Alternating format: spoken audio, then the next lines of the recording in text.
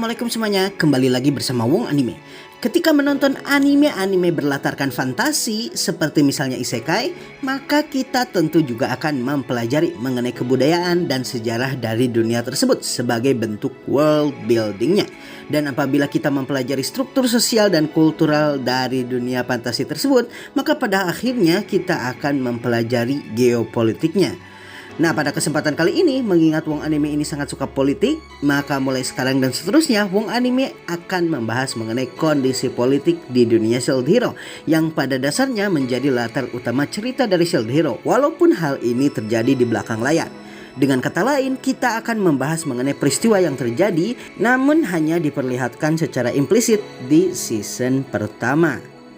Tidak hanya itu, kita juga akan membahas mengenai sejarah dunia yang menjadi tempat tinggal Raphtalia dan Philo ini. Oke, sebelum kita membahas lebih lanjut mengenai sejarah dunia Shield Hero, mengingat banyak sekali dunia yang menjadi latar tempat di anime ini, maka untuk menghilangkan kebingungan, Wong Anime akan menyebut karakter di belakang dunia seperti yang dicontohkan oleh light novel. Sebagai contoh, untuk dunia tempat Naofumi dipanggil, maka Wong Anime akan menyebutnya dunianya Raphtalia, mengingat Raphtalia lahir dan berasal dari sana. Juga dunia tempat Kizuna dipanggil, maka Wong Anime akan menyebutnya dunianya Glass, mengingat Glass berasal dari sana. Oke, udah gak bingung ya? Mari kita bahas. Baiklah, sebelum ke video pembahasan, Wong Anime ingatkan kepada kalian untuk yang tidak ingin ketinggalan video-video terbaru Wong Anime, jangan lupa untuk subscribe dan bunyikan tombol notifikasi. Dan jika kalian menyukai video ini, jangan lupa untuk like dan share kepada teman-teman kalian, oke? Sejarah dunia Raphtalia. Tidak banyak orang yang mengetahui mengenai sejarah kuno dari dunia Raphtalia. Namun diketahui secara jelas bahwa dunianya Raphtalia merupakan gabungan dari 4 dunia sekaligus yang saling bertubrukan akibat Wave of Calamity alias gelombang bencana yang kemudian penyebutannya dipersingkat dengan sebutan Wave saja. Peristiwa Wave ini adalah bencana alam yang memang telah terjadi sejak era kuno dan terus terjadi hingga sekarang. Awalnya dunia Raphtalia terdiri atas 4 dunia terpisah. Ada dunia yang memiliki perisai legendaris, dunia panah legendaris, dunia pedang legendaris, dan dunia tombak legendaris. Pada peristiwa Wave yang pada dasarnya adalah pertumbukan antara dua dunia, dunia perisai bertubrukan dengan dunia panah dan pada akhirnya bergabung menjadi satu. Di sisi lain, dunia pedang bertumbukan dengan dunia tombak dan lagi-lagi bergabung menjadi satu dunia. Berkat Wave yang terjadi di masa selanjutnya, kedua dunia yang telah mengalami penggabungan tersebut kemudian bergabung lagi satu sama lain sehingga terbentuklah dunia yang sekarang kita kenal, yaitu dunianya Raphtalia. Dunia di mana 4 senjata legendaris ada di sana. Di antara dua dunia yang bergabung, dunia panah dan perisai legendaris ternyata adalah dunianya para demi-human juga para beastmen. Sedangkan dunia tombak dan pedang legendaris adalah dunianya para manusia. Sejak era kuno, para pahlawan telah dipanggil beberapa kali untuk melawan gelombang bencana yang memang telah ada sejak dulu. Setelah pekerjaan mereka selesai, beberapa memilih untuk kembali ke dunianya. Beberapa pahlawan yang lain memilih untuk tinggal di dunia di mana mereka dipanggil dan pada akhirnya beranak pinak di dunia tersebut. Keberadaan para pahlawan ini pada akhirnya kemudian memberikan impact alias pengaruh yang sangat besar kepada kultur, budaya, dan teknologi juga peradaban di dunia tersebut. Sebagai contoh, Shield Hero alias pahlawan perisai di masa lalulah yang mendirikan negara Shieldfell yang merupakan salah satu negara demi-human terbesar di dunianya Raphtalia. Negara Faubrae yang merupakan negara superpower di dunianya Raphtalia bahkan menciptakan pistol yang kemungkinan diadopsi oleh mereka berdasarkan teknologi-teknologi dari para pahlawan dulu. Para pahlawan lain pun pada akhirnya mempengaruhi kultur dari dunia tersebut. Sebagai contoh, perayaan Valentine di dunianya Raphtalia berasal dari pahlawan dan pada akhirnya penduduk dunianya Raphtalia pun merayakannya sebagai salah satu bentuk asimilasi kultur mereka. Kultur dunia Raphtalia. Pada dasarnya, negara-negara yang ada di dunianya Raphtalia memiliki kultur yang beragam. Melromak sebagai contoh memiliki kultur dan kebudayaan yang serupa dengan Eropa di abad pertengahan dan tidak hanya itu, mirip dengan kultur yang diperlihatkan di game-game RPG.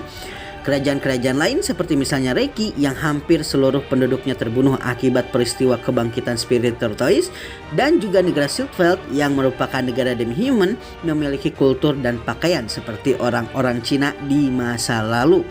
Selain negara tersebut, ada pula negara lainnya seperti Vobrae yang merupakan negara superpower paling kuat di dunianya Raftalia. Mereka memiliki kebiasaan untuk mengawinkan alias menikahkan keluarga kerajaan mereka pada para pahlawan, sehingga keluarga bangsawan Vobrae dikenal sebagai keturunan para pahlawan. Tidak hanya itu, mereka juga mengadopsi teknologi-teknologi yang merupakan pengetahuan yang dimiliki oleh para pahlawan dan para reinkarnator, sehingga secara peradaban mereka sangatlah maju jika dibandingkan dengan negara-negara lainnya. Negara Vobrae pada dasarnya telah berada di era mesin uap, sehingga mobil-mobil normal lalu lalang di negara tersebut, dan pistol adalah senjata para pasukan negara mereka. Teknologi-teknologi yang ada di negara ini diperkenalkan oleh para pahlawan masa lalu dan kemudian mereka adopsi sebagai bentuk budaya dan peradaban mereka. Ketika membicarakan kultur dan budaya, maka pada umumnya negara-negara di dunia Shield Hero mengadopsi salah satu bentuk supremasi dari dua supremasi ras manusia dan supremasi ras demi-human. Kerajaan Melromak yang merupakan kerajaan di mana Naofumi dipanggil mengadopsi bentuk politik supremasi manusia, di mana mereka menganggap manusia sebagai ras superior, sedangkan ras demi-human dan beastmen umumnya dianggap rendah dan didiskriminasi.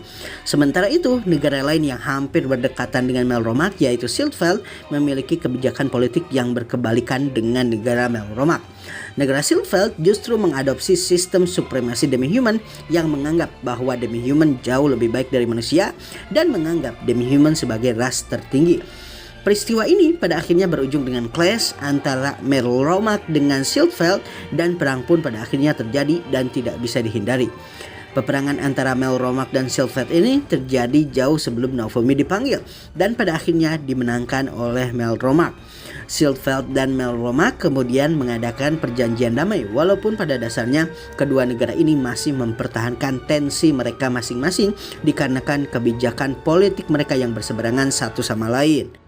Mengingat kebijakan mereka yang sangat berseberangan, maka di Silkveld, Shield Hero alias pahlawan perisai justru disembah. Sedangkan di Melromak, salah satu pahlawan perisai yang paling terkenal justru disebut sebagai Raja Iblis.